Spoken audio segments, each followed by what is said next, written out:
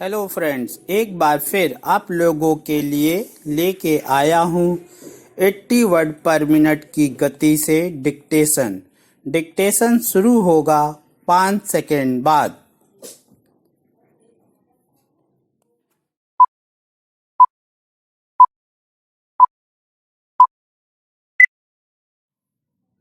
उपाध्यक्ष महोदय, इस समय देश के सामने सबसे बड़ी समस्या खाने पीने की चीजों की है।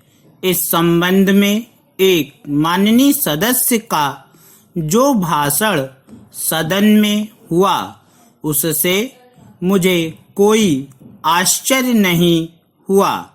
मैं इस बात को मानता हूँ और सारे देश के लोग भी मानते हैं। मैं समझता हूँ कि विरोधी पक्ष के लोग भी मानते हैं कि आज देश में गल्ले की कमी है, परंतु प्रश्न यह है कि इस गल्ले की कमी को हम किस तरह से पूरा कर सकते हैं। अपने ही देश में उत्पादन बढ़ाकर के या दूसरे देशों में जिस तरह से हम गल्ला मंगवा रहे हैं, उसी तरह से मंगवाकर क्या कमी पूरी करें। आज लोगों में गल्ले की कमी की वजह से उत्तेजना फैल रही है, परेशानी बढ़ रही है और दिक्कतें बढ़ रही हैं। यह बिल्कुल स्पष्ट है। खास तौर से कुछ दिन पहले केरल के संबंध में इस सदन में बहस हुई। बंगाल में भी गल्ले की कमी की वजह से हालत खराब हो रही है, लेकिन मैं समझता हूँ कि देश के जितने सूबे हैं, उन सब में करीब करीब वैसी ही हालत है। ऐसी हालत में हमारे देश के अंदर अपने प्रयत्नों से और अपनी मेहनत से गल्ले का अधिक से अधिक उत्पादन किया जाए, इसमें कोई दो राय नहीं है। Para change. मैं खास तौर से अपने सूबे के संबंध में कहना चाहता हूँ।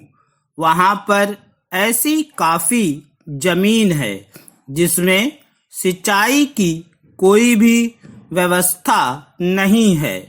अगर वहाँ पर छोटी सिंचाई योजनाओं के जरिए सिंचाई की व्यवस्था की जाए तो सिर्फ उस जमीन में कम से कम 35,000 टन एक फसल में पैदावार बढ़ सकती है।